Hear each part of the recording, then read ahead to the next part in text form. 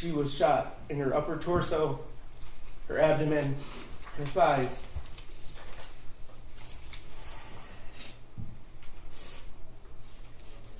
Could you refer to Exhibit 2? I'm sorry, and her left forearm.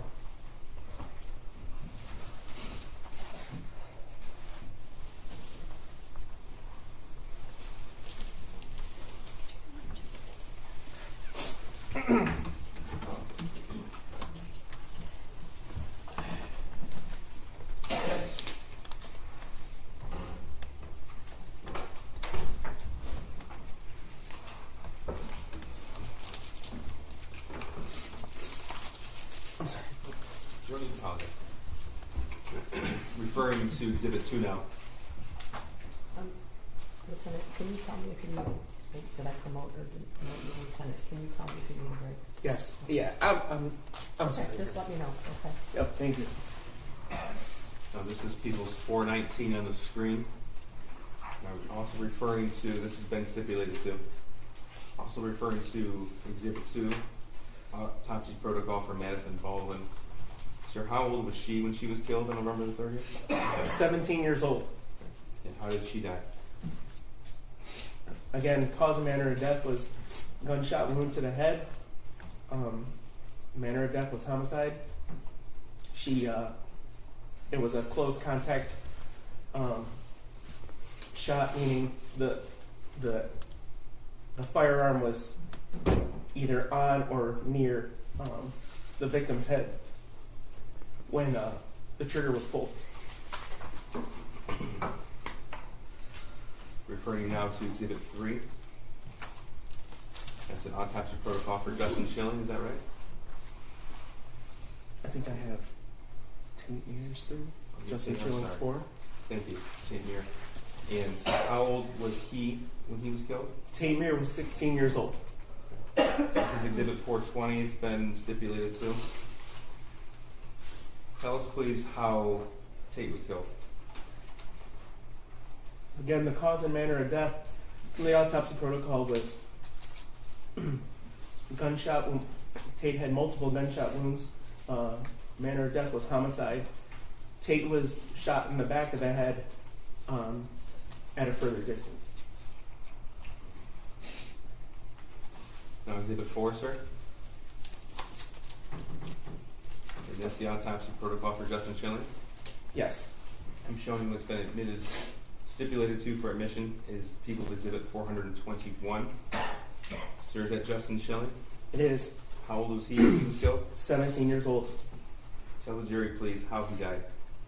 Justin Schilling, you'll see, you'll observe, but he was cause and manner of death from the autopsy protocol was gunshot wound to the head, homicide.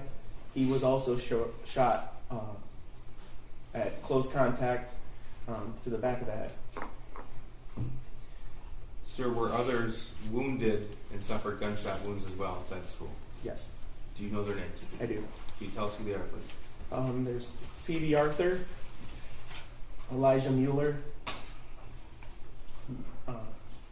Kylie Osage, Riley Franz, John Asciuto, Aiden Watson, and Molly Darnell, who testified earlier. Thank you, sir.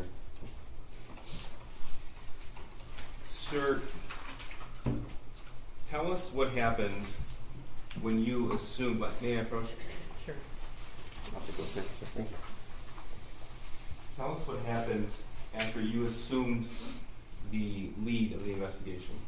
So where were you when this happened, and tell us the first thing that you did.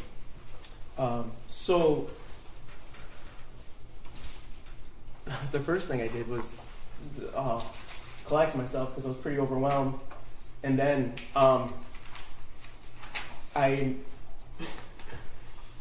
we were determining areas of the school were had searched, and we were getting kids to the reunification point, which is I think was testified to the Meyer. As that was happening, I made an announcement that I was handling the investigation to the 100+ emergency first responders that were in that office area that we saw earlier. And I said, if you're an investigator, come see me. And in hindsight, I don't know if it was the most efficient way of doing business because 100 investigators started walking toward me. I'd never obviously dealt with anything like that before, but partners from the ATF is where I met Special Agent Brandon, partners from the FBI, local law enforcement for all over the region, all offering help. Okay, so was it your responsibility at that point to direct certain officers and agencies to do certain aspects of this investigation? That's correct. They, for instance, Special Agent Brandon approached me with his partner, I believe, and said, do you have the registered owner of the murder weapon? And I said, at this point, no, I did not. He's like, I'll take, let me take some information off the gun. We'll handle that. We'll track that down for you.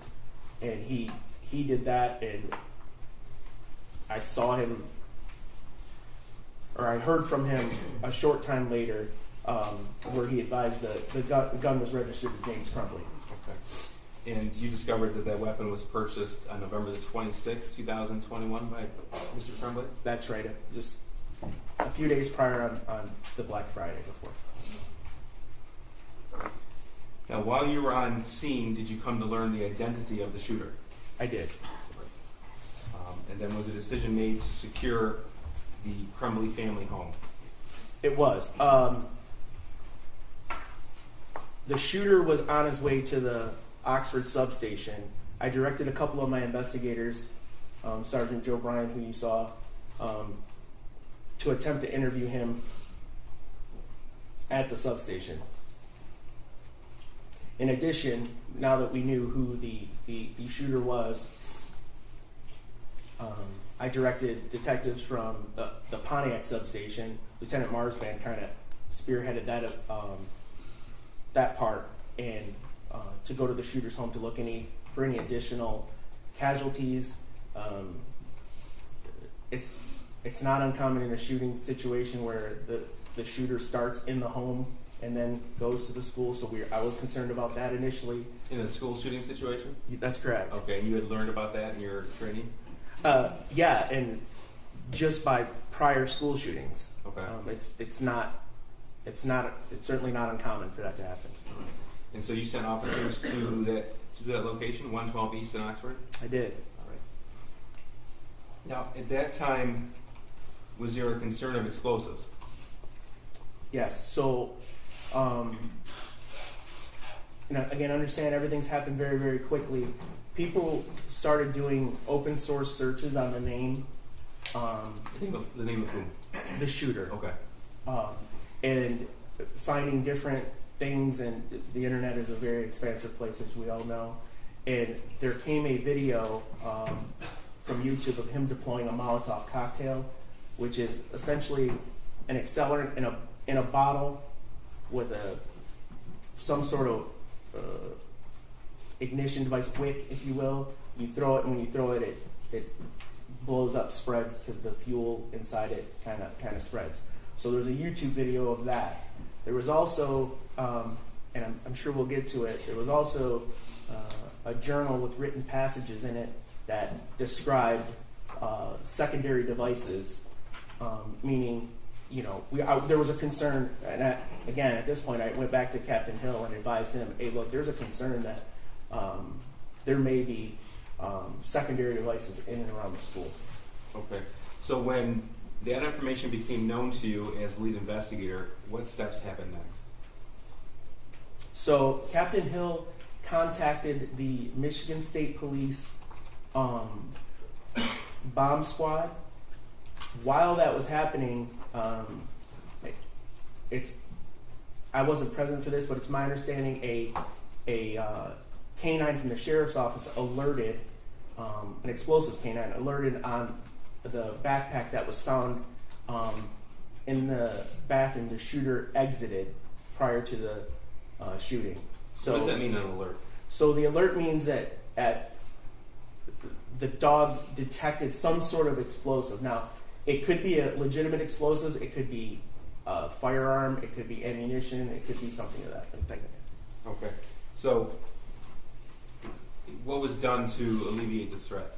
So, as I stated, Captain Hill called for the Michigan State Police Bomb Squad. They went in with a robot, and I have no expertise on how that works, but they determined that the bag was safe. Okay. Now, sir, you were obviously on the scene at the school on November the 30th, 2021. I was. And you became aware that the Oxford High School has a number of security cameras. That's correct. Okay. And as the officer in charge of the investigation, did you also interview witnesses or review witness statements? I did. Okay. As a result of that, did you learn the path the shooter took on Oxford on November the 30th, 2021? Yes, sir. So, can you tell us in what hallway and outside what room the shooting started? Yeah, from the map earlier, you saw the highlighted area. That's all commonly referred to in Oxford as the 200 hallway. There's a short hallway and then a longer hallway. The shooter exited the bathroom adjacent to room 258, and that's when the shooting began. I'm going to show you what's already been admitted as People's 12. What are we looking at here? So this is the backpack that the shooter was carried into the bathroom. That was examined for explosives that we found on the scene. And what else do we see in this picture? So you can see that there's some personal effects. There's charging cables. There's a journal. There's a book. Okay.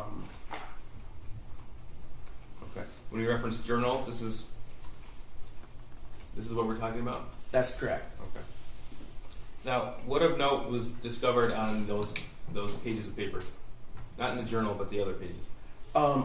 Yeah, so there was over 90 loose leaf papers you can see right there. They're different assignments or whatever. And can't hold me to it. Over 50 had drawings of firearms on them. Now, sir, did you have the opportunity to review that handwritten journal that's depicted in People's 12? Yes, sir, I did. Okay. Describe what that journal is. So the contents, sir, or describe the journal? Both. So the journal was a hardbound leather type journal. Should be in there. You might need to cut it open more. It was there was approximately 22 pages of written information in the journal. It appears from some of the dates that it was written from the back cover to the front. The earlier dates seem to be on the back side, if that makes sense to you. Like I said, it was about 22 pages total in length. Judge, I'm going to mark this for demonstrative purposes only as exhibits so the record's clear. I believe that's 428, again, for demonstrative purposes. I'm sorry, may I please take a look at it? Yes. Is that just the It's just whole thing? the hard copy journal. Okay, thank you. Yeah. Thank you.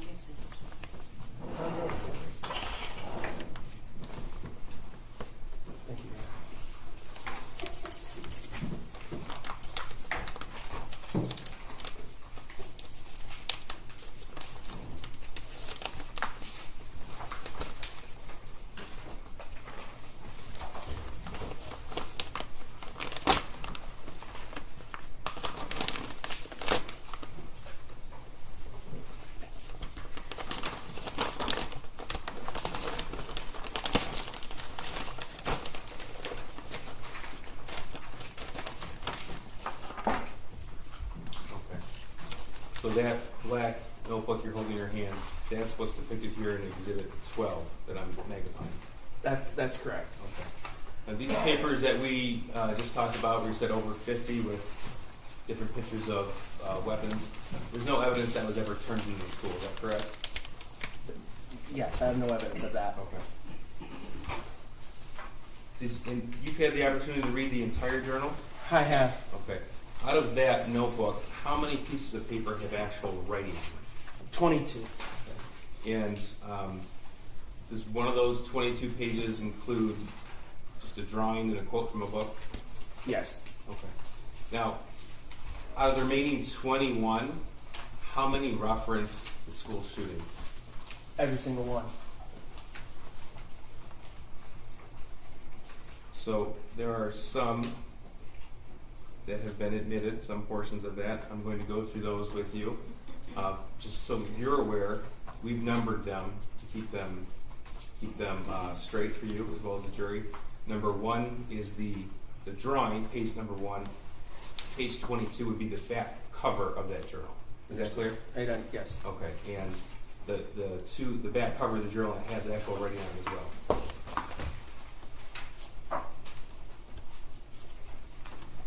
Yes. Okay. I'm sorry, are you looking at this? It's 401. Yes. 401. Are you gonna go through? The ones that have been admitted. I understand, 401. They're all 401. Oh, they're all 401. I Correct. see, thank you. Correct. You said individually, so I got confused. Okay. So this has been admitted as page 401. Sir, in reading the journal, were there passages in there indicative of a request for mental health help? Yes. Can you read what's been identified here as page 6 of that journal? Yes. The shooter writes, "I have zero help, as you can see on bold, for my mental problems, and it's causing me to shoot up the fucking school." We'll move on to page 5. Could you read this passage, please? In this one, the shooter writes, "I want help, but my parents don't listen to me, and I can't get any help." Well, this is page 19. Can you read that? Yes. Shooter writes, "My parents won't listen to me about help or therapist." Sir, in that journal, were there entries about the shooter's desire to obtain a 9mm handgun? Yes. This is also Exhibit 401, page 22. Could you read those quotes, please? Yes. The shooter writes, "I want to shoot up the fucking school so badly. Soon, I'm going to buy a 9mm pistol." Sir, were there any passages regarding the shooter's plan for the actual shooting? Yes, there were. Okay. Here's page 3, also Exhibit 401. Could you read that, please? Yes. Shooter writes, "I'm about to shoot up the school and spend the rest of my life in prison." Were there any journal entries about the shooter's access to the 9mm handgun? There were. This is also Exhibit 401, also page 3. Could you read that, please? Yes, sir. The shooter writes, "First off, I got my gun. It's a SP 2022 Sig Sauer 9mm. Second, the shooting is tomorrow. I have access to the gun and the ammo. I am fully committed to this now. So yeah, I'm going to prison for life, and many people have about 1 day left to live." Thank you, sir. Now, is the journal written in normal size fonts, or are there certain passages that are bolded and larger than normal size font? Both. Okay. And were there drawings in there as well? There were drawings. Okay. Were the drawings small or were they large? Yeah, there were large drawings. Okay. What's an example of a large drawing? Yeah, so there was a large drawing in the journal of a firearm being pointed at the back of a presumably a woman's head. There was a drawing depicting a 9mm caliber round versus a .22 caliber round. Those types of pictures were found in the journal. Okay. And on the cover of the journal, what does that say? The actual cover of the journal itself? It says apartments.com. Okay. You said you've seen the Oxford High School security footage that depicts the actual shooting. Yes, sir. Judge, we're going to introduce that now. This is Exhibit 402. It's been admitted. I would like, if the court could instruct the media not to play that. Yes, the media has agreed, and I'm going to request that the media not play, show the video in the school. That's surveillance footage of November 30th, 2021, and this People's Exhibit 402. 402, thank you. And the victims who are present are aware of the content of the specific video. Yes, correct? Judge. Go ahead.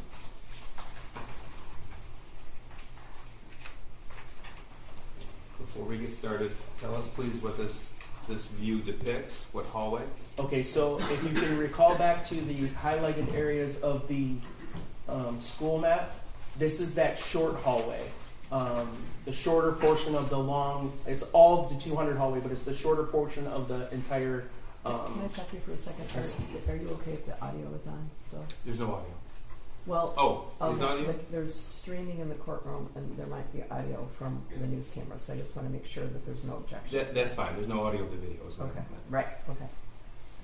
Okay, so this is the short portion of the 200 hallway? Yes, and the bathroom that you see right there by the drinking fountains is the one that, correct.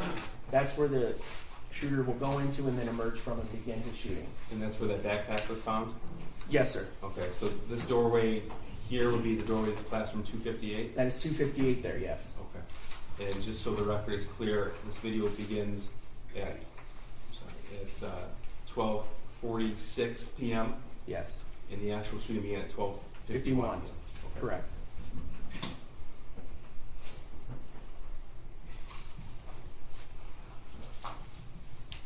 I'm going to play right now. Again, this is 12:46. Tell me if and when you see the shooter walking down the hallway. Okay. He is behind the young lady in the red sweatshirt right there. He's about, with the mask on, the black shirt, and the gray sweatshirt. Okay. And that's with his backpack over his shoulders? That's right. Yes, sir. And he's going to make a right turn into the bathroom here.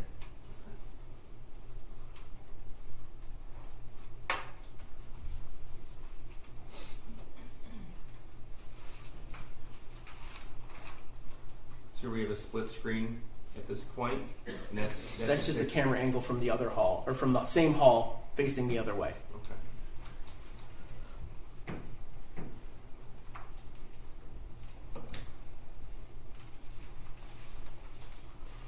I'm stopping at 41 seconds. Identify who you see in this video. So that's the shooter. If you want to, the two.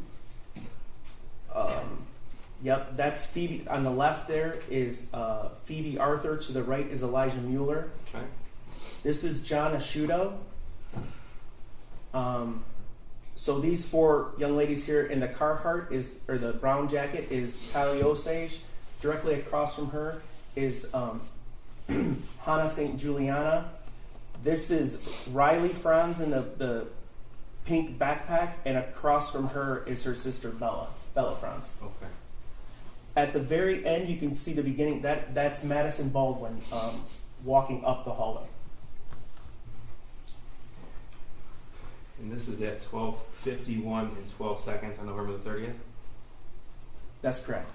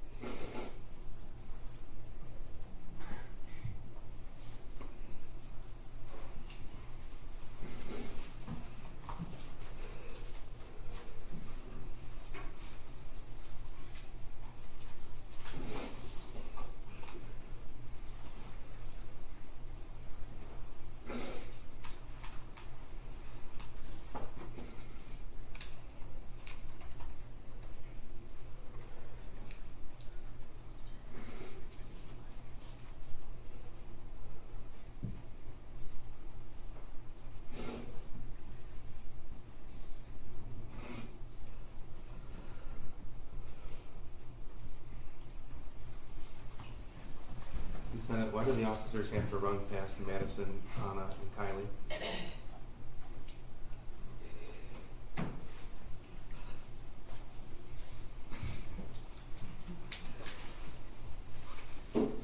In our training for active shooters, we were trained to respond, drive up right to the door if you have to, and go in, search for stimulus, meaning sounds, gunshots, or whatever. Run to that and eliminate the shooter. Stop them, whatever, however you can.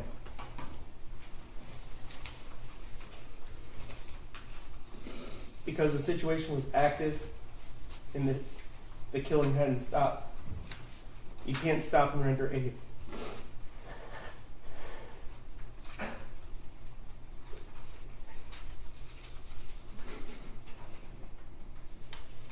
I know We'll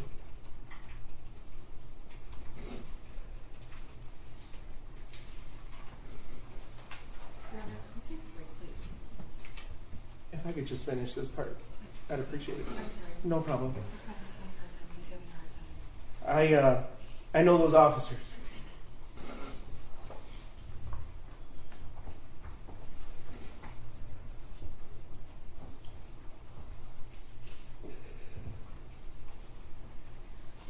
And that is the hardest thing they've ever had to do in their life. Can we take a break, Jeff? Yeah, we'll take a 10-minute break. All rise for the jury.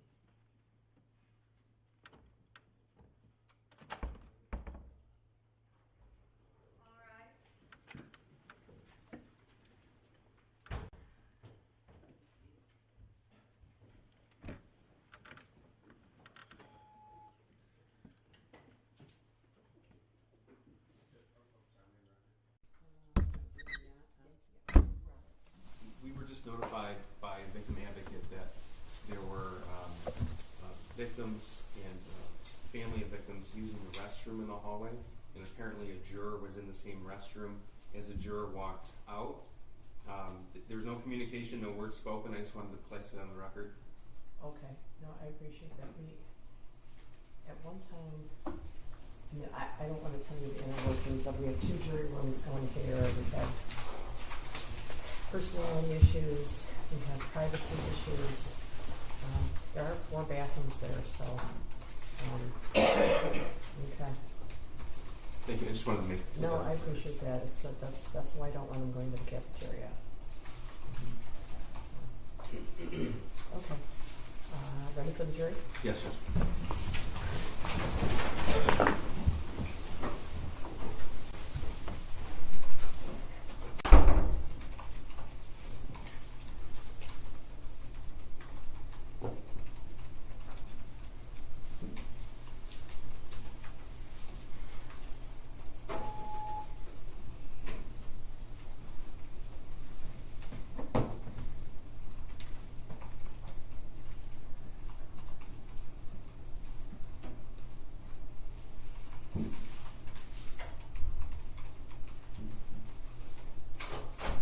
All rise for the jury.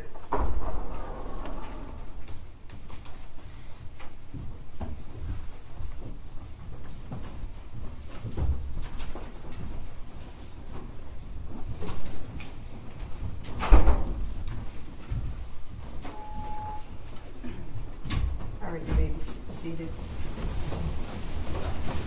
Lieutenant Willis, you are still middle, all right? Yes, Your Honor. Go ahead, Costa. Thank you. Sir, you mentioned earlier that you directed officers to the Crumbley family home at 112 East in Oxford? Correct. Okay. And approximately how far in distance is that home to the school? A mile. Okay. Yeah. And as officer in charge and as a sheriff's office employee, you're aware that vehicles have in-car recording capability? Yes. Okay. So I'm going to show you what's been, I believe, stipulated to is Exhibit 341. This is an in-car video of Deputy Zajak's marked patrol car. That's 341. I'm sorry, I'm just. Was that admitted through Joe Bryan or not? No, just 342 was. And 342. I'm sorry, we have no objection to 341. Right, 341 is admitted. And, sir, so we're clear, the deputies arrived at 112 East at 2:48 p.m., 2:49 p.m., Yes. and that's November the 30th, 2021? Yes. Okay. And as we saw in the video, the shooter was taken into custody at 1 p.m. Yes. Okay. Correct. This room, get the body turned.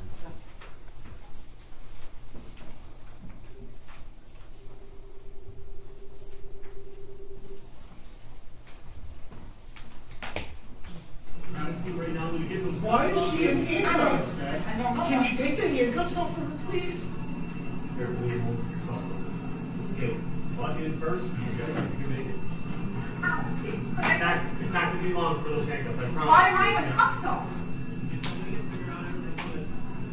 This hurts, like it really hurts. Hold on one second.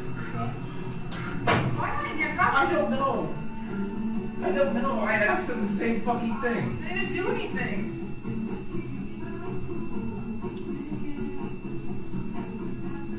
I'm getting claustrophobic. I'm getting claustrophobic. I mean, don't freak out in front of the cops. This is going to be a lot better if you don't make the situation.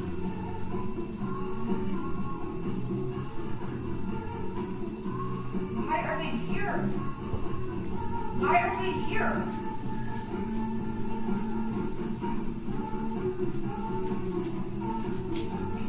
Okay, can you push my glass in my nose, please? Put chapstick on my lip, please. I'm gonna get my fucking phone. Why are I'm so confused? Why are you in fucking handcuffs?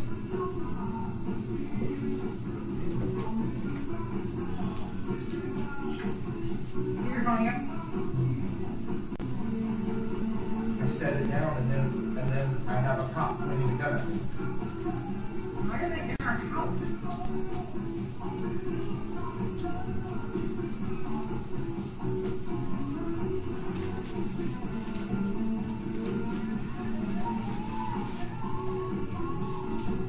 I'm so confused.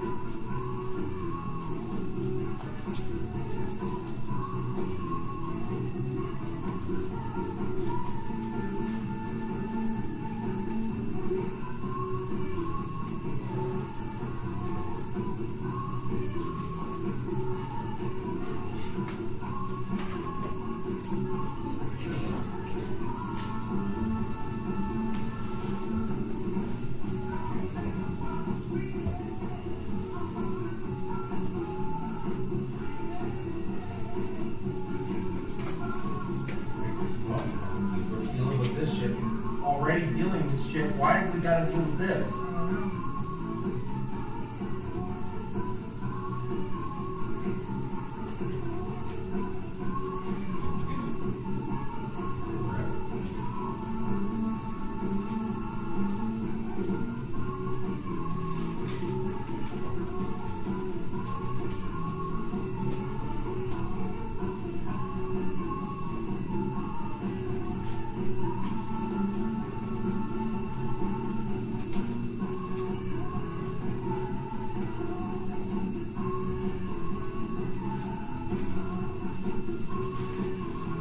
Where's your gun?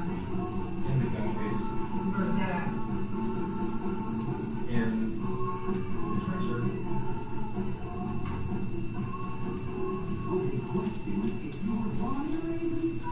That's Patrick! That's Patrick! Patrick!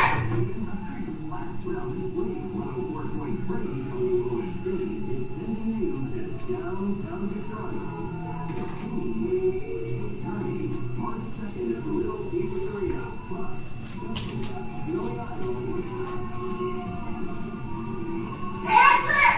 Patrick! Patrick! He can't hear you, Jim. Patrick! He can't hear you.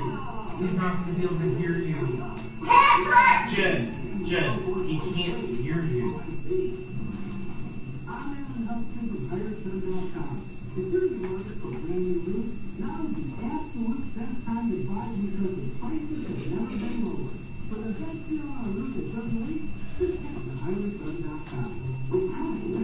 Looking out his cup.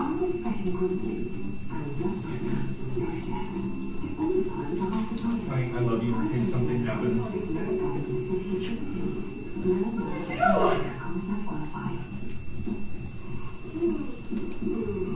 If anything happens, we do not answer any questions without a lawyer. Leanne, I didn't catch you yet. It's Jennifer. Jennifer, come on now, we hang, get the handcuffs off.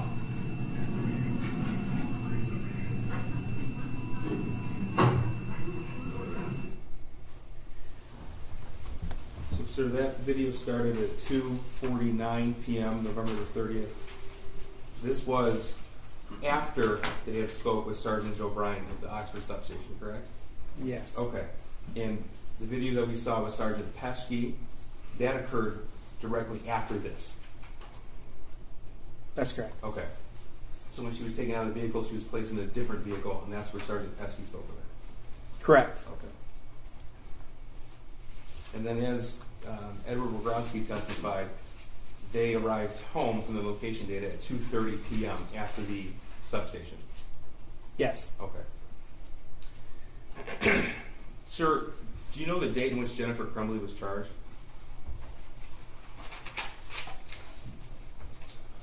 December 3rd. Okay, so the shooting happened on Tuesday, November the 30th. December 3rd would have been a Friday. That's correct. Okay. And, I believe it was noon, around noon. okay. Tell us what happens when someone is charged with a felony in the state of Michigan.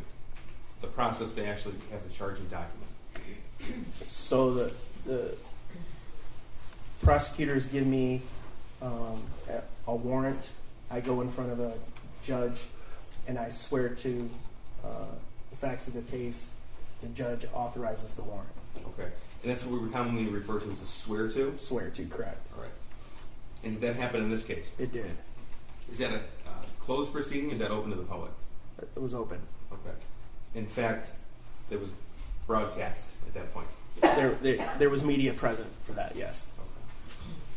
And Jennifer and James Crumbley were not in custody at the time of the swear to, is that right? That's correct, they were not.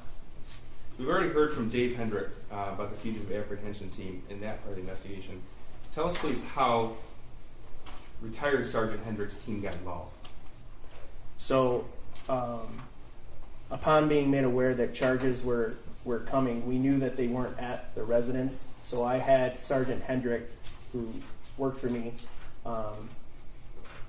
deploy the fugitive apprehension team to locate the suspects.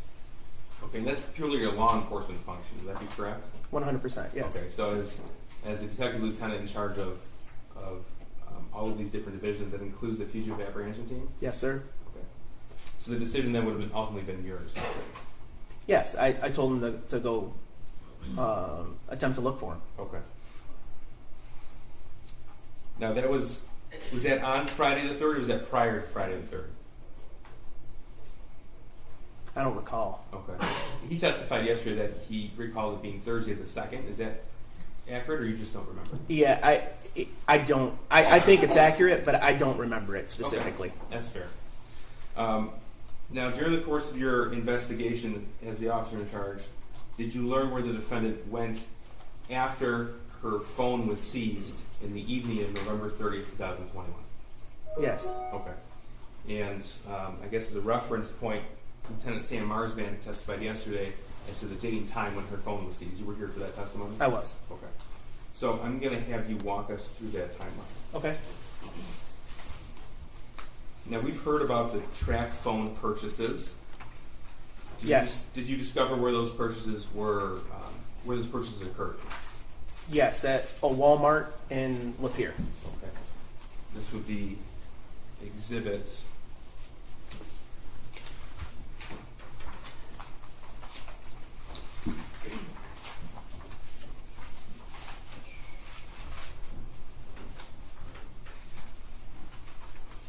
This is exhibit 404. I don't believe we have an objection. An objection to 404? No. 404 is admitted.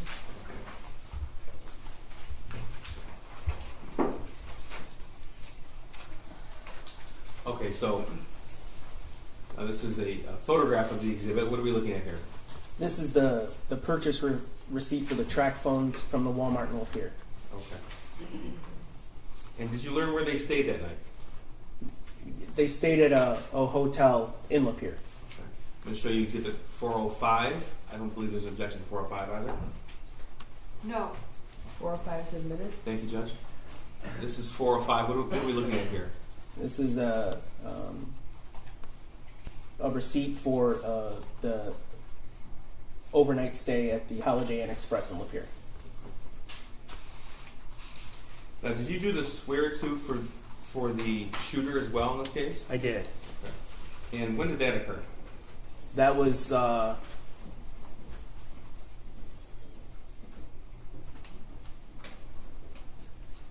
it was on the December 1st. I want it. Time was sometime in the early afternoon. Okay. If I said 3:51 p.m., would that sound right? Yeah, that sounds about right. Okay. Do you know where James and Jennifer Crumbley were then? Yes, it was a swear-to, much like we do typically, open to the public. They were I believe they were on Zoom in their vehicles. Okay. That proceeding's open to the public, is that right? Yes, it is. I'm going to show you. Well, first, let me ask you: did the investigation uncover where they stayed the day after the shooting, December the 1st, 2021? Yes, it did. Okay. This is exhibit 408. No objection. 408 is admitted. 407 was not. They skipped. Correct, Judge. Okay. Thank you. Instead of renumbering all the exhibits, we thought it. Oh, no, it's all right. I just want to make sure I was keeping up. Thank you, Judge. 408. What are we looking at here? This is an extended stay in Auburn Hills. Okay. And this is where the defendant and her husband checked in December the 1st, 2021? That's correct. This is indicated checked out date. December 3rd, 2021. Okay. And that's that Friday? Yes. Now, we heard from Sergeant Hendrick, retired Sergeant Hendrick, that they recovered a vehicle belonging to the Crumbleys in Auburn Hills. They did. Okay. Is this the location where that vehicle was recovered? It is. Okay. This is Exhibit 409. Photograph. No objection. 409 is admitted. Okay. What are we looking at here? This is one of the two vehicles owned by the Crumbleys, backed in a parking spot at the extended stay in Auburn Hills. Now, during the course of this investigation, were banking records from the Crumbleys obtained? Yes. All right.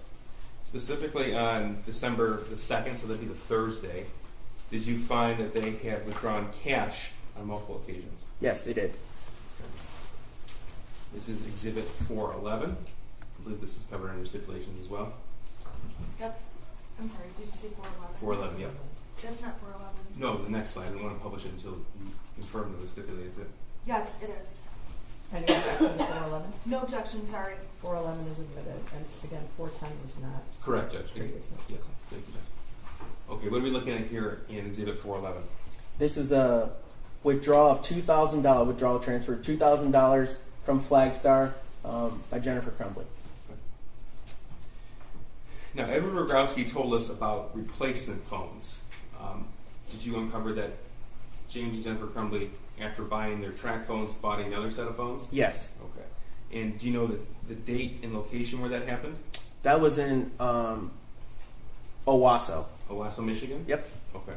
And that's on December the 2nd, 2021? I'm sorry. Yes, it was on December 2nd. Okay. This is going to be 413, the T-Mobile receipt. No objection. 413 is admitted. Yes, it's just 413, correct. All right. And so what are we looking at here? This is the purchase of the two replacement phones. Okay. And that was Owasso, Michigan, on December the 2nd, 2021? Yes. Okay. What's the relative distance from Owasso to Auburn Hills? It's about an hour. Now, did they obtain more cash in this time frame? Yes, they did.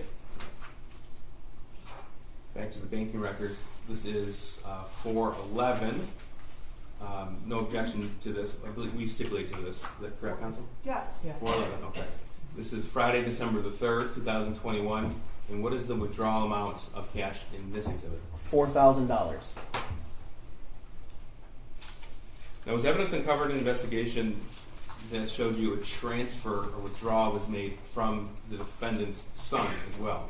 Yes. This is Exhibit 414. Again, is covered under stipulation. Move to omit. Any objection to 414? No objection. 414 is admitted. Thank you. So what are we looking at here in Exhibit 414? So this is the Simply Kids savings account, Ethan Crumbley's account. Okay. And specifically on November the 30th, 2021, do you see a withdrawal from that account? Yes, there was a $3,000 withdrawal that day. Okay. And November 30th, is that significant to you? That's the day of the shooting. Okay. And how much was left in her son's account? 99 cents.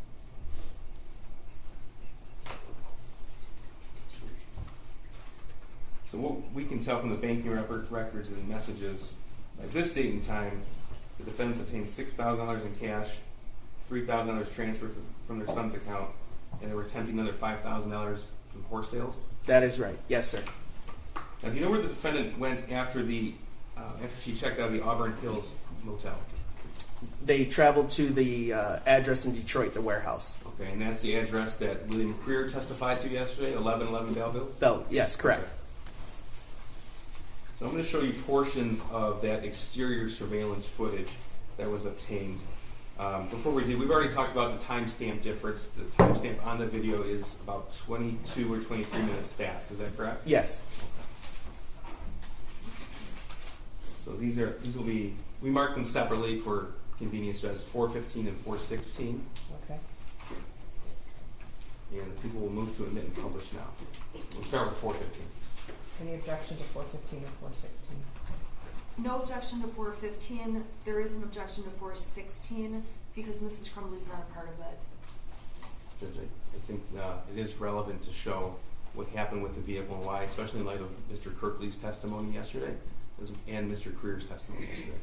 Your Honor, it doesn't involve Mrs. Crumbley. So I would object. I think it's relevant to their activities, and it's non-testimonial. I'm going to admit it for Thank you, 16. Thank you. Yeah, I'll start with 4:15. Before we hit play. Again, the timestamp is 11:20 and 35 seconds on November the 3rd. I'm sorry, December the 3rd, 2021. That's right. Okay, so actual time would be approximately 10:58 a.m. Correct, sir. Okay.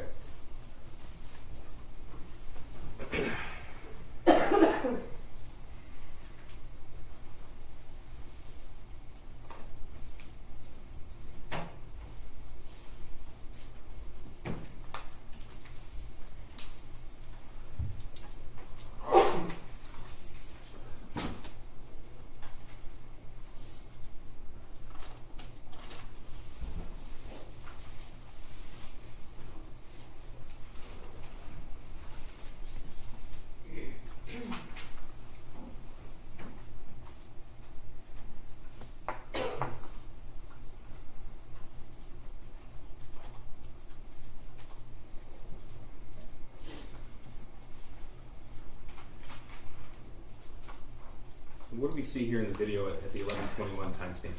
Yeah, so that's the a friend of the defendant's who activated the security gate to open it, and the defendant pulled in and parked. Okay, and again, this is the parking lot at 1111 Belleville in the city of Detroit. Yes.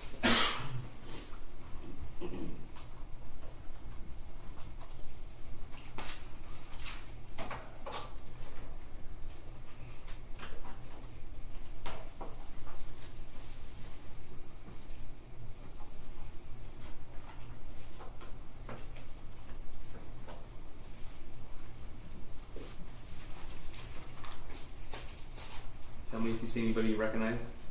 I recognize the defendant. Maybe this person right here. Yep. Yes. And your friend you identified as this individual. That's correct.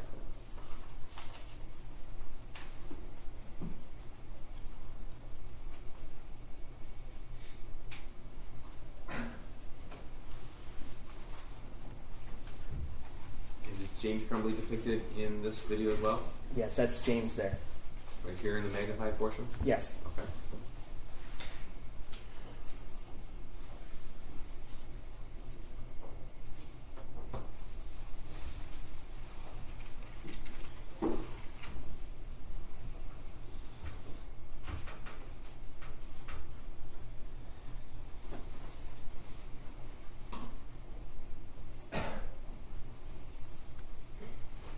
Okay, now I'm going to play you 4:16. Before we start again, the timestamp is 16:10. First of all, what is 1600 hours? That's 4 o'clock in military time. Okay. 4 And, 4 p.m. and this would be, so shortly before 4 o'clock actual time on Friday the 3rd. Yeah, 3:48, I think, or something like that.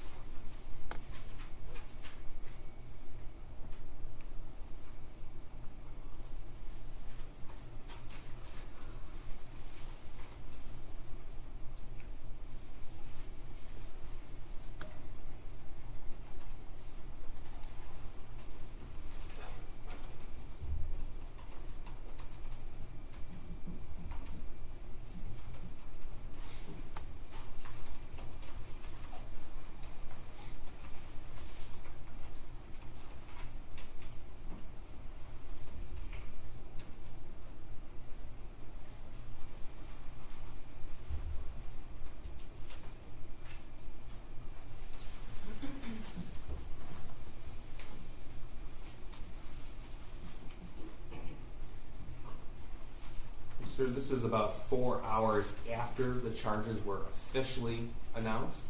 Is that That's right? correct. Okay. And about a day or so after the fugitive apprehension team began looking for them? Yes. Your Honor, When charges? Your Honor, I would object because this witness is saying no on the fugitive apprehension team. They came to my office on Friday. Hold on, And so hold on, he- hold on. Wait, okay. He wouldn't have personal knowledge of the fugitive apprehension team, and he's saying the wrong date. Judge, Okay, well, counsel can't insert that. well, you can't testify, but I want to know from his personal knowledge. You know, one thing I think that would be helpful is, I don't think, would anything refresh your recollection about when the swear-to was? 'Cause The swear to for, we mentioned two, Your Honor. So you talk about the swear to for the defendant? Yes. The swear to for the defendant was the December 3rd. December 3rd. December 3rd. Okay. Right. So when did you contact the fugitive apprehension team? December 2nd evening or late afternoon, evening time to get an idea where the defendants were, because we believe charges would be forthcoming. But they said that he said they came on the 3rd. You mean Hendricks? Yeah, and Hendricks came to my office on the 4th. No. Okay. Hendricks, Friday the 3rd is when Hendricks testified that he showed up there. He was conducting surveillance prior to noon. Oh, he was there without me. Okay. It's all on the record. Okay, yeah, you have to rely on the evidence from the witness stand, okay? And you have to rely on your collective memories and your notes, all right? Go ahead. Thank you. Okay, sir, you testified earlier that the swear-to that was broadcast was noon, Friday, December the 3rd. Yes. Okay, and this video is around 4 p.m. Friday the 3rd. Correct. Okay. Now, Luke Kirkley testified about looking at a poster online, and that's what spurred him to call 911. Do you recall that? I do. Okay. And so when a VOL or be on the lookout is announced, is the license plate of a vehicle also given? Yes. Okay. Was the license plate on this vehicle in the front of the vehicle or the back of the vehicle? It was affixed to the back. Got it. Now, sir, Mr. Wroblewski already testified about the location data for Jennifer Crumbley on the day of the shooting, November the 30th, 2021. Do you recall that? I do. Okay, and as officer in charge, you're aware of that information that he uncovered? Yes. Okay. Just want to confirm that Jennifer Crumbley never stopped by her home at 112 East after meeting Mr. Hopkins at the Oxford High School? No, she went directly back to work. Okay. Now, you've had the chance to review phone logs as well as other information from social media and information obtained from Jennifer Crumbley's phone? Yes. Okay. And sir, do you have any experience getting someone same-day mental health help? Yes, I do. Are there facilities available for that?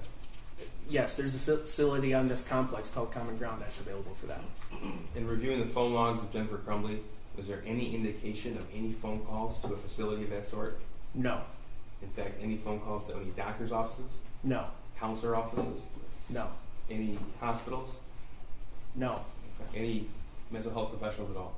No. Thank you. I have nothing further. Cross. Okay, thank you. Sergeant Willis, I want to go back to the pages from the shooter's journal that were admitted. You don't have any evidence to suggest that Mr. or Mrs. Crumbley ever saw the journal, correct? I'm sorry, miss. You do not have any evidence to show that Mr. or Mrs. Crumbley ever saw the journal. I'm sorry. It's been a tough day. Okay. So you're asking me do I believe Mr. or Mrs. Crumbley?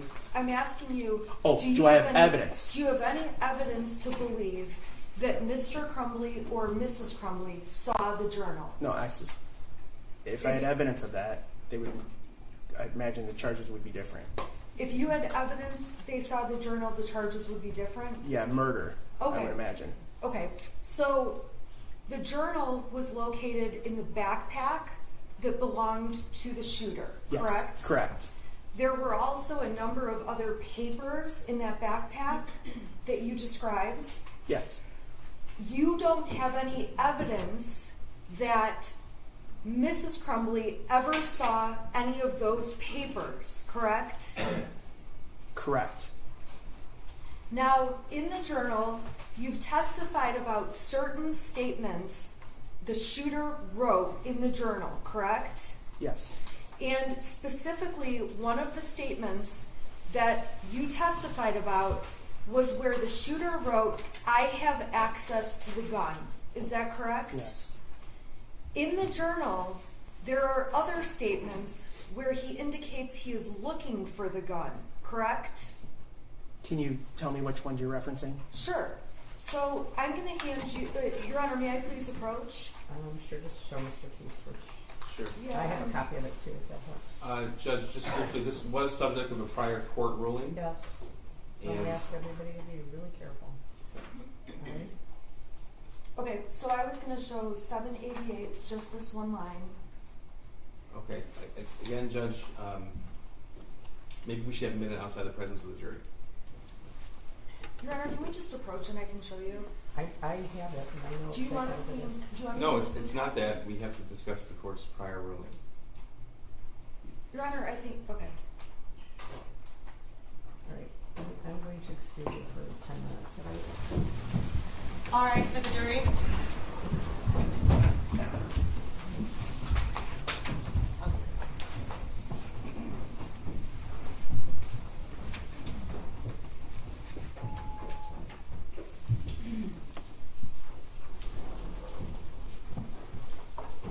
All right, you can stay there or step down, however you're comfortable. I'm fine here, Your Honor. And Thank you.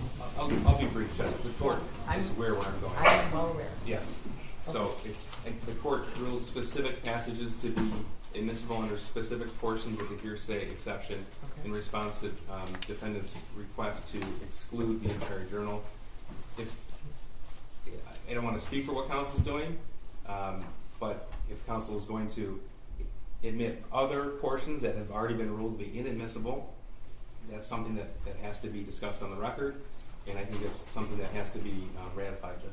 Well, I am, of course, going to warn everybody about opening the door because this journal is obviously very, very disturbing.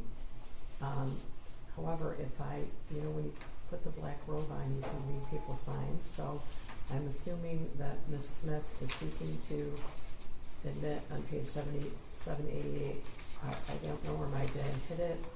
Yes. And also on page 795, where he says, I have to find where my dad hid the 9mm. Isn't that what she's seeking to do? Are you Yes. seeking That's to do? what it looks like. That's correct. Are you seeking to do anything beyond that? Be specific, because There's, I can't unring the bell, right? that's correct. I'm seeking to do those two with the claim about access to the gun. And the detective also testified to a statement about I'm going to get the gun.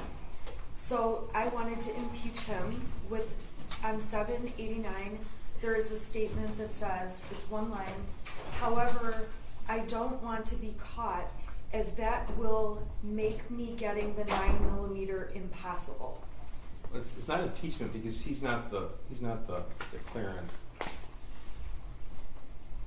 Well, I'm hamstrung because these statements are coming in by a declarant that I'm not allowed to call as a witness. And under the Okay, same... well, I want to back up a second. I never said that you could not call the shooter as a witness. I was getting the vibe that would be the ruling of the court. No, that will never be the ruling of the court. I'm not telling you that you can't. I am not, as a judge in this court, telling you you cannot call the shooter as a witness. However, we've been over this before. We're going to go over it again this afternoon. Pursuant to case law that everybody's aware of, including a case called Giacalone. It's 399 Mich 642, a 1977 case. No one is allowed to put a witness in front of this jury who was going to take the fifth. No one. It's not me. Well, I'm not keeping you from calling someone as a witness, but his Fifth Amendment rights have been asserted repeatedly. And I can't let you put a witness on the stand, anyone, the prosecution too. Wouldn't let the prosecution put someone on the stand, knowing that that person was going to take the Fifth Amendment, take the Fifth. If someone takes the Fifth in front of the jury, it's over. It's a mistrial. I can't let you do that, right? And I also asked before, aside from what is your favorite color, I can't imagine something you could ask the shooter that would not implicate his Fifth Amendment rights. His current attorneys, the State Defender's Office, have asserted his rights. They've said he will not testify. I understand that. I have said I would still like him to testify, so I just need a finding by the court that under case law he's not going to testify. I'm not making a finding that he's not going to testify.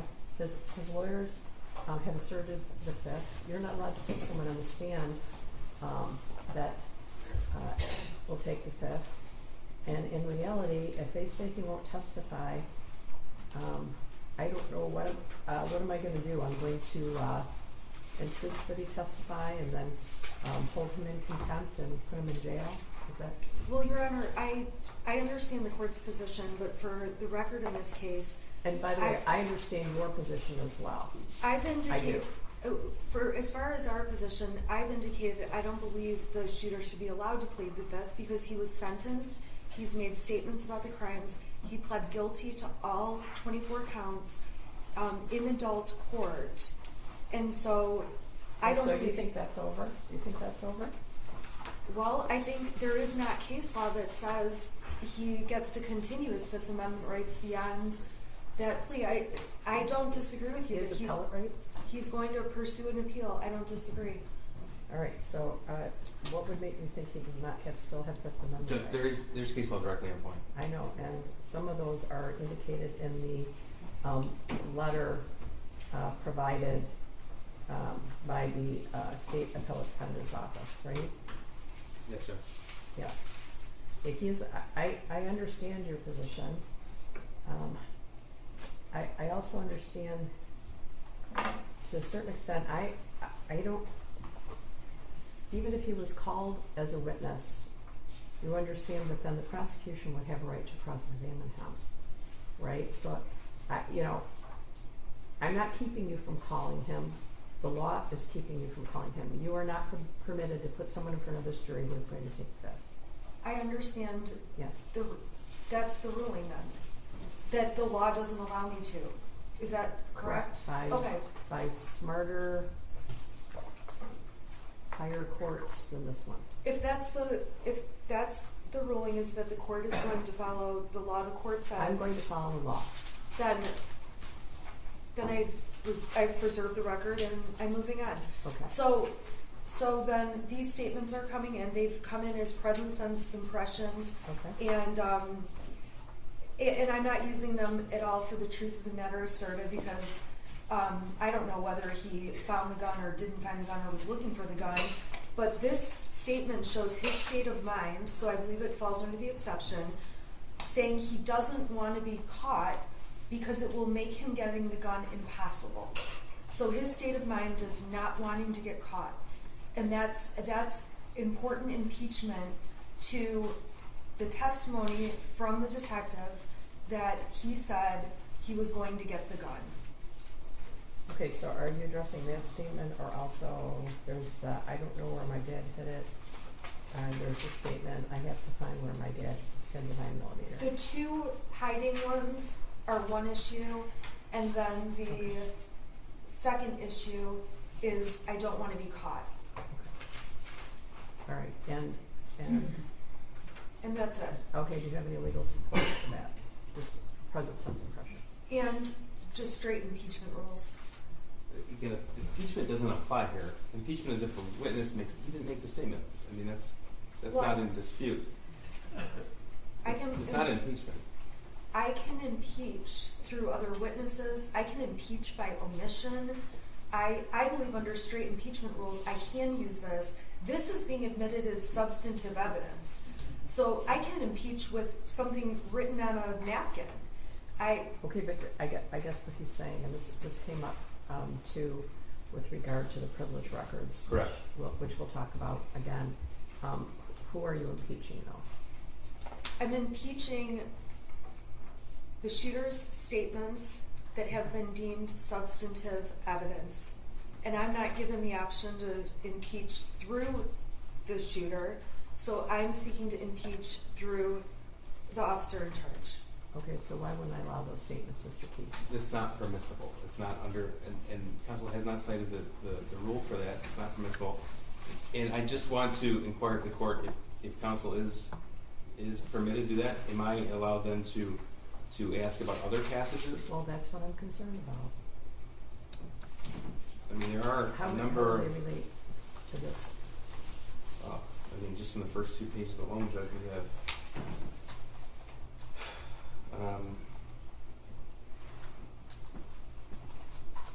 so you see the picture of the gun on Instagram, we'll know what's up.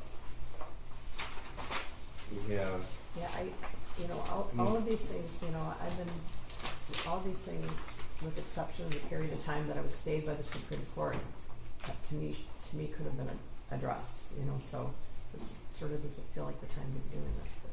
Earlier in the trial, when I found that the court wanted to know what objections were going to be made, I stood up and said, I know this is going to be an issue, and the court said, we'll handle it down the road in trial. I made the court aware of that. That was on Monday or Tuesday, when there was some friction about another objection. I said, this is going to be coming, and the court said, we'll cross that bridge when we come to it. Okay, because I guess my position is that we should have crossed that bridge before we impaneled a jury. That's just, Judge, we put the passages the court specifically ruled as admissible, nothing more. Okay, but why would her request to allow those 3 passages because they're present sense impression? Well, I don't necessarily agree there's present sense impression, because there's certain requirements for present sense impression as well as state of mind. We can't be talking about a future plan. And there's Brady, his friend is gone, he has no friends, my wrist hurts from writing in this, fucking book so much. I haven't felt generally happy in years. I can feel the evil around me, even dogs sense it. I mean, that's just on page 5. That doesn't impeach, though, anything that I'm using, and the prosecution didn't seek to admit those things. I also didn't. We've only admitted what specifically would be covered under the rules that the court permitted us to over a year ago. Yeah. We're not trying to push the envelope here, because as the court is, we don't want to inject any kind of error, Judge. So we kept this extremely close to what the court has specifically authorized. Well, which provisions specifically you say are present sense impression? Because I don't know that they are. I don't know that they are.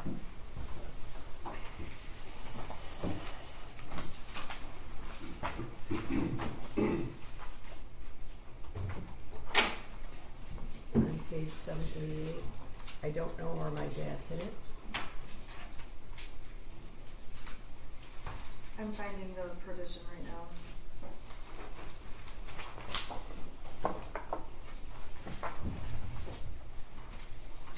It's just, my concern is more along opening the door. Yeah, that seems to be the theme.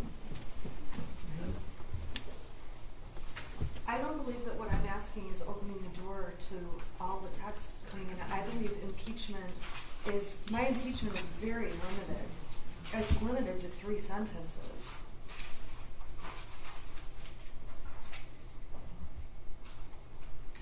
Okay. And Okay, you're operating under 803. under 803, and let me just find 803.3 is then existing mental, emotional, or physical condition.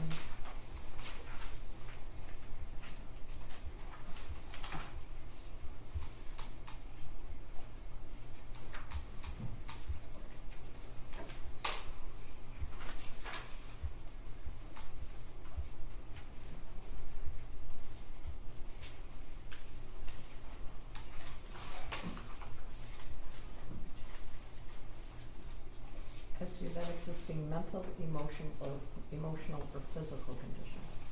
I think that's a then existing. I have a headache. I feel sick. Right? It also says such as intent, plan, motive, design, and so his plan to give puppy eyes or whatever. I mean, his plan to not give puppy eyes. I'm sorry.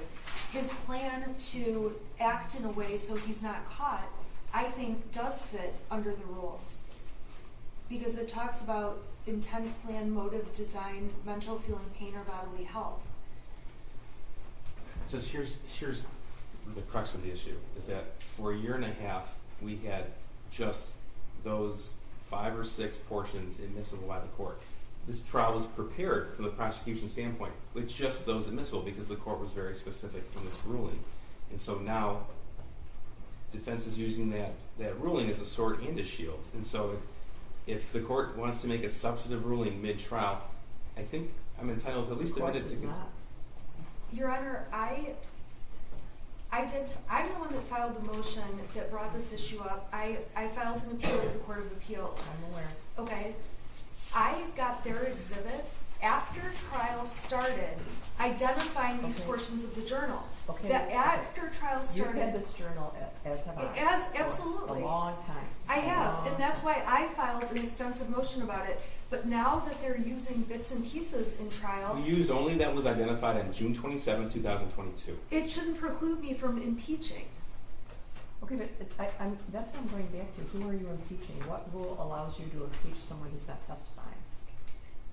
It's complicated because I can't impeach the person that I want to impeach through testimony. So you're right. I'm hamstrung. My client has a constitutional right to present a defense, though. I'm aware of that. And I'm getting hamstrung and stuck because of other extraneous legal issues. This is straight impeachment. So what I'm providing is not going to be admitted as substantive evidence.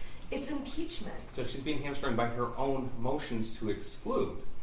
Her own motions to exclude. We didn't move to exclude any of this evidence. Counsel did after the preliminary examination, and this court was specific in its ruling. Well, there should have been a motion to include as well as what they're saying.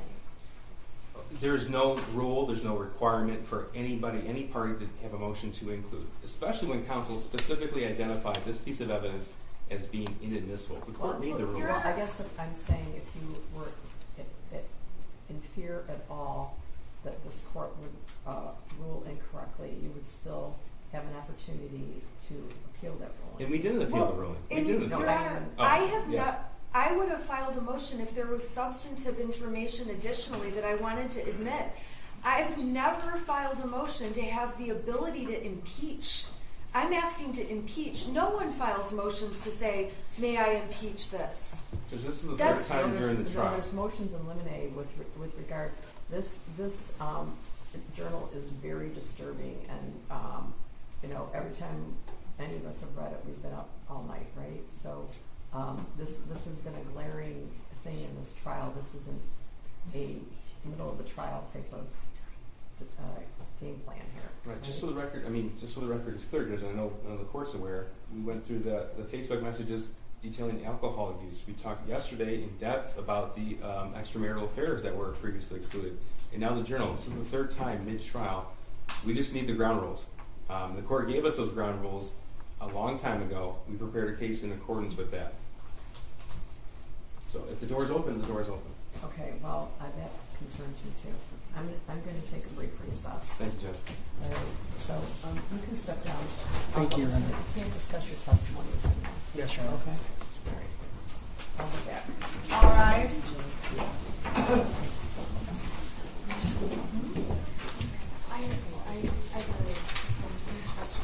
You may be seated. All right. I'll say, good, my son. So you can think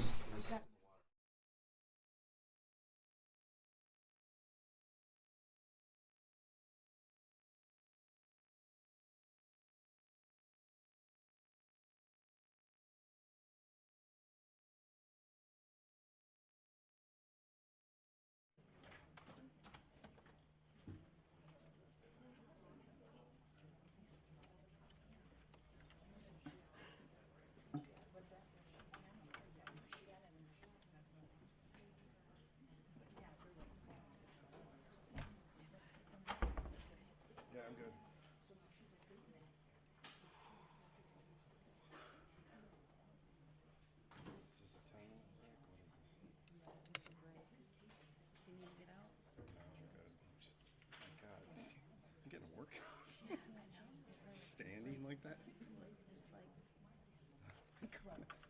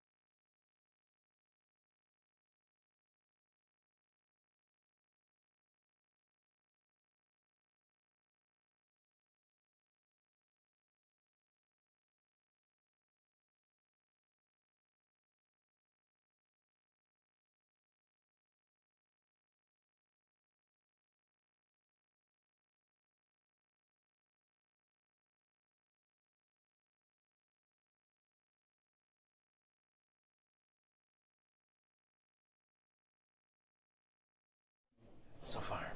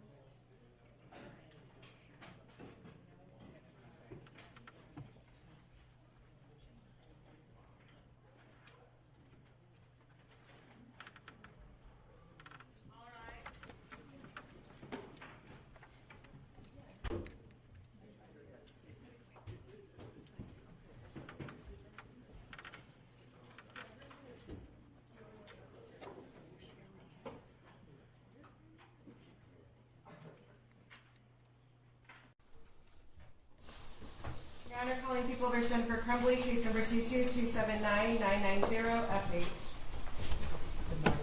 Thank you. Mark Keeson, bad people. Karen Madonna, yeah. And Shannon Slavovia, Jennifer Crumbley. Okay, so I'm going to have some, a couple questions for you. This is certainly one of the kind of things that you want to spend some time on.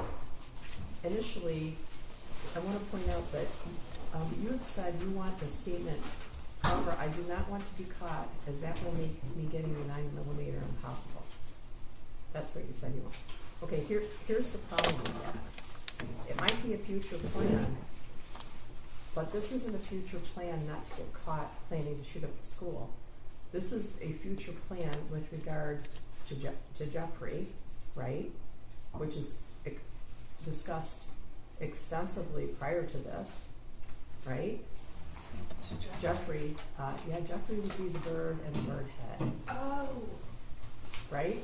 So. Oh, I see. Okay, So there's. That would open the door. Okay, I see what you're saying. Yeah.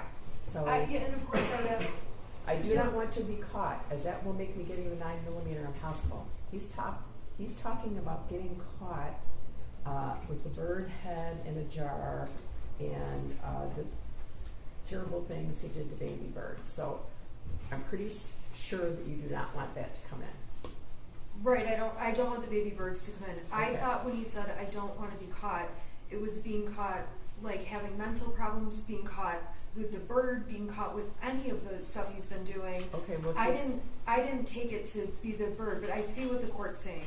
You're right. If that opens the door to the bird, then I don't want to open the door to the bird. There's an extensive discussion prior to that with a picture and about him dumping the bird's head in a bathroom, and I hope people will talk about it for the rest of the day because I want the attention. However, I do not want to be caught, as that will make me getting the 9mm impossible. He's not talking about getting caught with the plan to shoot up the school. He's talking about getting caught with putting the bird head in the bathroom and hurting the birds. So I think it's pretty safe to assume that you do not want that statement. That's correct, Your Honor. Okay, here's I know I'm going to regret this. I'm going to let you respond to this, but I also wonder. You say you want his statements. I have to find where my dad hid the 9mm, and I don't know where my dad hid it. It's hard for me to understand what that impeaches because we just saw a video where Mr. Crumbley is telling Mrs. Crumbley, she asks him specifically, where was the gun? And he says, I put it in the dresser, right? That's the other gun. That's the other two guns. Okay, but there's also statements to the police about where, isn't there a statement on the video to one of the police officers Yes, sir. about where it was? Was that the armwear one? Yeah, where she hit the bullets, Judge, yeah. No, she hid the bullets in the drawer with her jeans. Okay, well, isn't there other statements in this trial about where the SIG was? Yes, Judge. And there's Hid. lots of different statements. That's part of the Hidden. part of the case. It says it was Where? hidden. Okay. Yeah. All right. So anyway, the bird, Jeffrey's staying out of this. Yeah, I agree Okay. with that. All right. And I misread that. I did not. Okay. Well, it's hard to read, you know. So anyway, what else do you want to say about this? Judge, this is the people's issue here, is that well over a year ago, this issue, as well as a number of other issues that have been addressed the last few days, have been settled. It was June 27th of 22. It was appealed. The application to the Court of Appeals was filed on July the 18th of 2022. This is a pattern now. It appears to be part of counsel's strategy. That's fine. But the people should be entitled to now prepare accordingly. So counsel has promised the jury that Jennifer Crumbley is going to testify. That's significant because that entire Facebook thread has come in. That's over 2,000 pages. I know from my memory there are a number of messages that will be very important at cross-examination. But because it's been sprung up mid-trial at the request for an unredacted copy of that, I want time to go through that before the defendant takes the stand so I can have every passage ready. I'm sorry, I don't understand. You want to go through what? The Facebook thread between Okay. Jennifer and James Crumbley. Okay. Your Honor, the prosecution moved to admit the whole thing. I have no objection. I'm ready to go with it. Okay. They moved to admit the whole Okay, thing wait. in front of the jury. Now he's saying he's not ready for Wait a it. minute. Am I missing something? I'm talking about the journal right now. Yes, this is the pattern, Judge, the pattern of strategy. And again, counsel's entitled to her own strategy. Right. However, we are entitled to prepare our witnesses accordingly, including the cross-examination of the defense witnesses. We responded to the defendant's motions with the journal in particular with a select number of passages that firmly fit within the instructions provided by this court. And that was in response to her motion, wasn't it? Yes, Judge, and it's the court's order, not the defendant's order. So we're following the court's order when we prepare for trial. Again, if counsel wants to reverse course mid-trial as part of her strategy, that's her decision. But we need to have the time to prepare. So I'm asking for the court to give us the time to go through that Facebook thread, as the court gave defense counsel time to go through statements of her own client's statements before Mr. Meloche testified. Okay. You guys have gone off into Never Never Land here. I want to address the journal and then finish the lieutenant's testimony. I also want to make the sealed record during the time period that the jury is eating lunch. So at this moment, I'm going to indicate that I am very concerned about the journal. The journal is extremely disturbing in many, many, many ways. And I do not want to risk the door being opened. But more importantly, these statements, I have to find where my dad hid the 9mm and I don't know where my dad hid it. I don't know if that it impeaches anything in this case because there's already been plenty of evidence that he found it, right? There's evidence the shooter found the gun, right? And there have been statements made by both the defendant and her husband to police in text, whatever it is, indicating that the gun was hidden in some way, obviously very poorly, but the gun was hidden in some way. The gun, as far as we know, was not sitting on the kitchen table. So I don't think this impeaches anything. I don't think it's contradictory. More importantly, I don't think under any circumstances any more of this journal should come in. And in the event that it was going to come in, I think that it should have been handled prior to the jury trial. I am trying to very much protect any potential appellate record, and I do not want to delve into this journal. I think that we do nothing more than hurt Mrs. Crumbley severely. It's highly prejudicial. So that's my ruling about the journal. If you have other issues you'd like to bring up, I'd appreciate if we did that when the jury's at lunch after we get the sealed record. That's Okay? fine, Judge. We can finish. Okay, let's finish him, okay?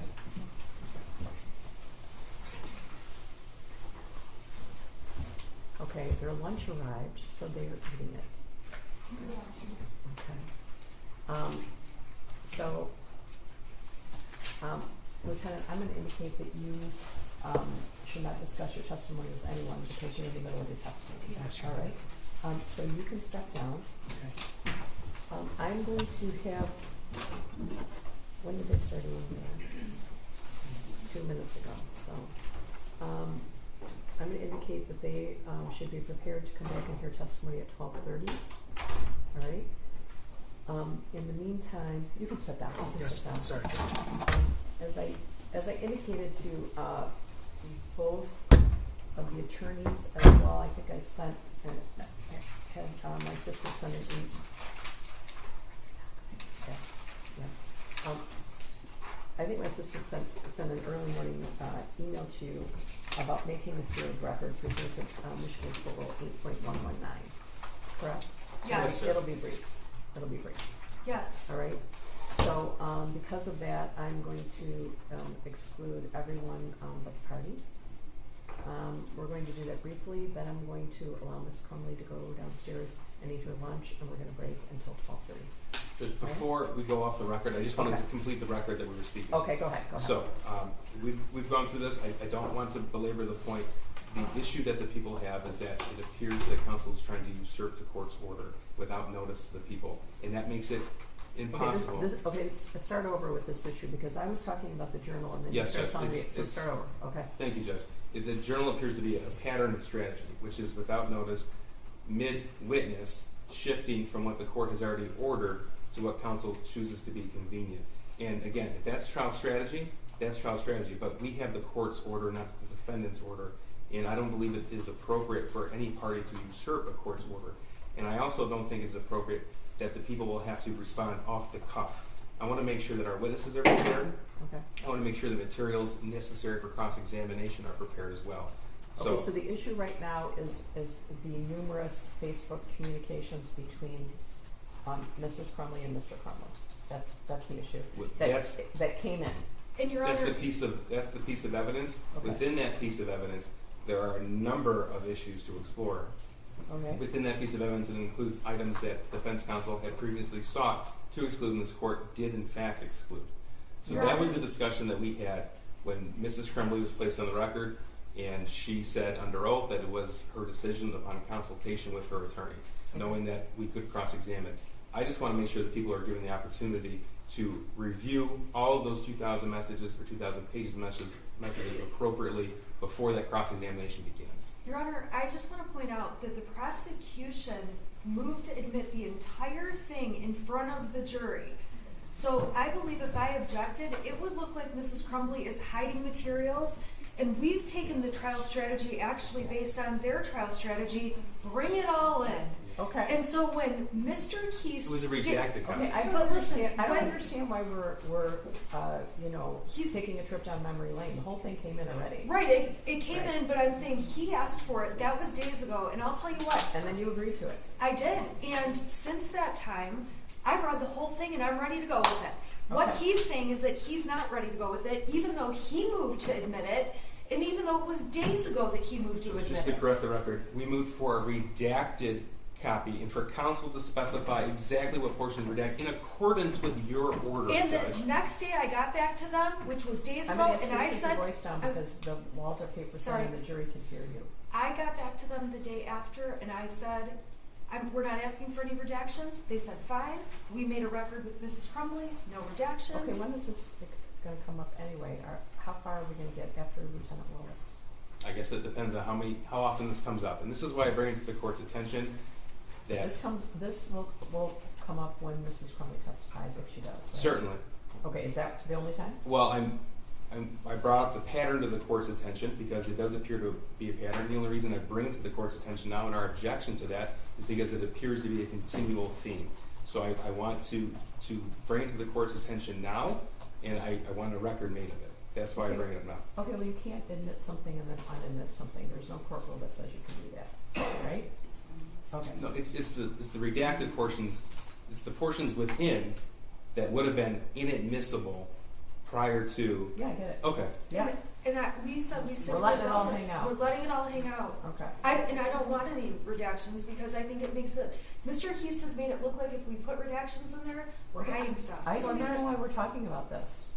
We The shouldn't whole be. record came in. It is in evidence. It is fair game. Okay? All right. That's You're what we're doing. With respect to the sealed record, I just like to rely on my written pleadings. Okay. Well, you probably are, but I'm going to make a record of those because privileged, there are privileged conversations between the shooter and a therapist in those pleadings, and I'm going to make a record about that is sealed because I am. So, all right. So, Are they all going? yeah, I'm throwing everybody out. So, Recording stopped. But this will be on the record. oh yes. This